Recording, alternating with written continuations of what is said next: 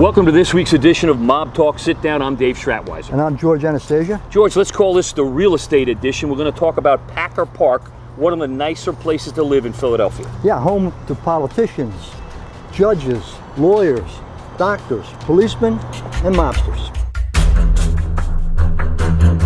All right, George, let's get our viewers up to speed. Describe Packer Park, the Packer Park section of South Philadelphia for me. Upscale townhouses, very nice neighborhoods, tree-lined streets, part of South Philadelphia, but on the fringe, right near the parks, and within minutes of the Walt Whitman Bridge and on your way to the Jersey Shore. Stadiums are right there, right? Yeah, stadiums. It's a great location, a great place to live. Houses $500,000 range. That's in some cases a modest assessment. Yeah. Okay. So also home to the wise guys, Mob Boss Joey Merlino, Steve and Sonny Mazzone. Right. Snitch, they call him, Steve Frangipani, Johnny Chang, John Changlini, Joey Merlino and his wife have a house there. We're going to get to that in a little bit. Joey's had a house there for a while. Gaten Lucibello lives in that neighborhood. All guys we know. But we really want to talk about Dom Grande, mob captain under Steve Mazzone and Sonny Mazzone and Joey Merlino.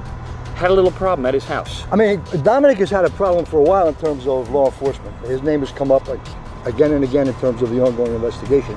But this is a more recent neighborhood kind of situation. All right, what we have here, according to a police report, is a couple of guys got out of a truck, went up to the front of his house with a pole, banged out all the windows in the house, and said something along the lines of, F Joe. Yeah. We don't know what that means. They got back in the truck and they left. Full view of neighbors, witnesses, they're out of there. I'm told they went wherever they went after that and told everybody who was there they did it. Yeah. I mean, it's an audacious move. The situation as we know it, the problem is, what was the motivation for it? Yeah. You know, does it have something to do with the ongoing investigation? Does it have something to do with organized crime? Or is it simply a South Philadelphia situation? Is it yeah, you know, a personal situation? Yeah, it does sound like that. Yeah, you don't ever know down there, and there's no way to determine it. It's just that it's interesting given who he is and the role he's playing in this ongoing investigation. And the question is this related to that? Or, as I said, it could be something totally different. The timing is the thing that really has everybody trying to figure out what's going on. The windows still aren't fixed, by the way. And having said that, let's go back a couple decades. You do this to a mob captain in South Philadelphia back in the day under Angelo Bruno, Nicky Scarfo, even John Stanfa. There are consequences for stuff like this. Yeah, there's serious price to pay because it's an embarrassment.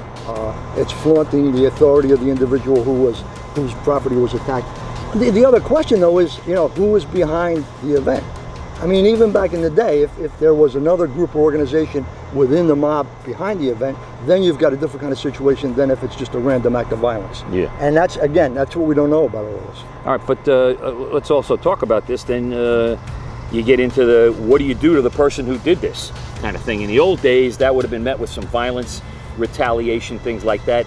Does this show the fact that 2 weeks has gone by and nothing's happened with those windows? There's been no retaliation, there's been no anything about. Does this show the weakness of the Philadelphia mob, or are they just afraid to act? I think you can look at it that way, but the problem is we don't know what's going on behind the scenes. Has somebody been called into a meeting and has there been a sit down? Is somebody being reprimanded? Is anybody in law enforcement making an issue out of this? There's just, you know, it's an event surrounded by a lot of questions. We just don't have any of the answers yet. You think the FBI likes the heat on Dominic right now? Sounds like they do. Oh, I mean, even if this is totally unrelated to organized crime and it's just some kind of neighborhood dispute, and God knows in any neighborhood in Philadelphia there are always disputes, even if it's that, it adds pressure and attention to Dominic Grande, and he's a person of interest, certainly to the FBI. So they'd be happy with any of this. All right, now Dominic is supposedly a captain under Mob Boss Joey Merlino, who got a little bit of good news. Yeah. The judge this week allowed Debbie Merlino, Joey's wife, to sell a $500,000 townhouse they have on South Sydenham Street that was part of Joey's bail package, $5 million bail package in the New York mob case. They've now allowed him to take it out of the bail package and allowed Debbie to sell it, and apparently they have a buyer. Yeah, that's the Packer Park property, and again, it's a beautiful location, it's a beautiful area. And this is, you know, indicative. That property was propping up the bail when Joey was first indicted, first arrested. Now he's going to trial. Now he's pled out.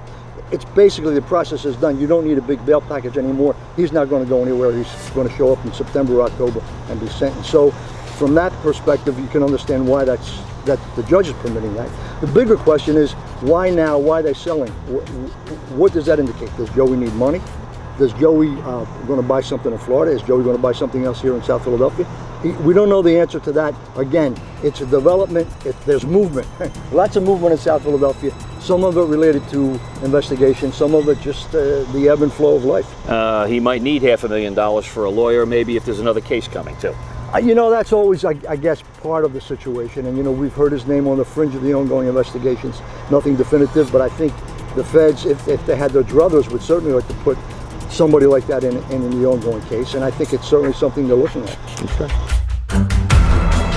All right, George, you want to talk a little bit about a grand jury meeting in Philadelphia, federal grand jury, that we're told has just kind of wrapped up their activity for a little bit, and they mainly, of late, have been talking to bookmakers, folks like that in South Philadelphia. What do you think about that? Yeah, I mean, you know, bookmakers and sports betting is the economic engine around which all of this revolves in terms of organized crime. And if they're talking to bookmakers, they're obviously talking about gambling, and they're talking about extortion. And I mean, that's typical of a racketeering investigation. The fact that the grand jury is ending doesn't really mean very much, because I think a new grand jury is going to start in September, so they'll be right back at it. But I think it's indicative of the law enforcement perspective on what's happening here, and you always start with the economics of the crime family, and gambling, sports betting, and loan sharking are all part of that. All right, with sports betting being legal, that's probably not going to be a charge here, or gambling, but we're probably going to get extortion, loan sharking, embezzlement kind of stuff, things like that. That sounds like what they're really after, and most of the guys who went in, if not all, I'm told, took the fifth. Yeah, I mean, that also is very typical. Again, I don't think anybody's going to take sports betting as a crime seriously anymore, given the legality of what's happened. But loan sharking and extortion are serious crimes, predicate acts in RICO. And if guys have come in and have taken the fifth, now you bring them back in and say, all right, look, you've got an option. Now we're going to bring you in front of the grand jury again.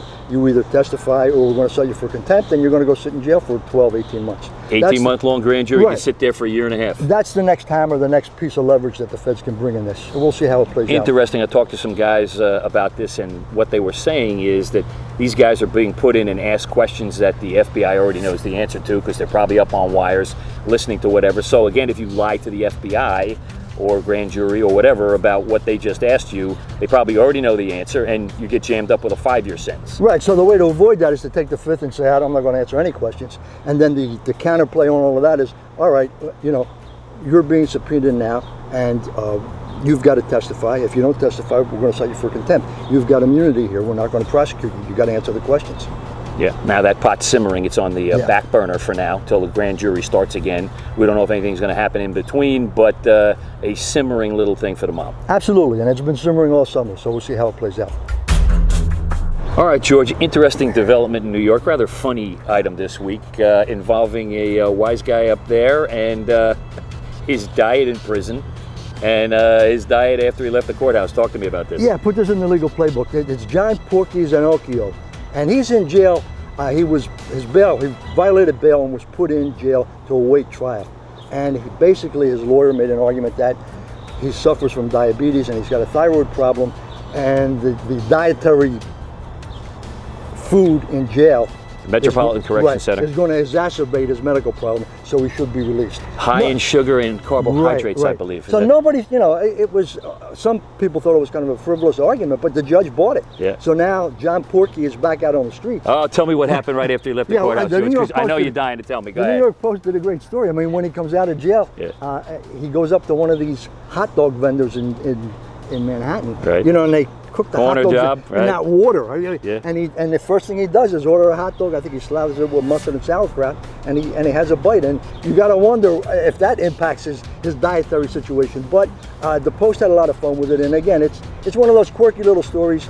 I was surprised that he was able to win that argument, but that's the way the game is played. Check that box. We can put that in for later argument, whatever. Save it for a future date for another defendant who wants to get out and has got diabetes. All right, great props to the New York Post for the picture they got of him wolfing down that hot dog. I got to tell you, that made the story, drew me right to it, and everybody else, I'm sure, in New York. I mean, he kind of just thumbed his nose at the feds by doing that. But, you know, it's a great New York story. You think the judge is kicking himself a little bit under the bench there? You got to wonder, and you got to wonder if he's back in front of that judge, if he's going to pay a price for that. We'll see. All right, George, as we wrap up, federal grand jury finishes up, another one coming. Rumors that Joey Merlino might be coming up to the Jersey Shore for a couple of weeks. Close it out. Yeah, I mean, that's typically what Joey does. Spend some 2 or 3 weeks in Margate in the summer. This summer, he may need a little R&R before he goes away. That's September sentencing might be delayed. We don't know that. But middle of September, probably could use a little rest before he goes in. I would think, and we're better than the Jersey Shore. All right, we'll see you next time.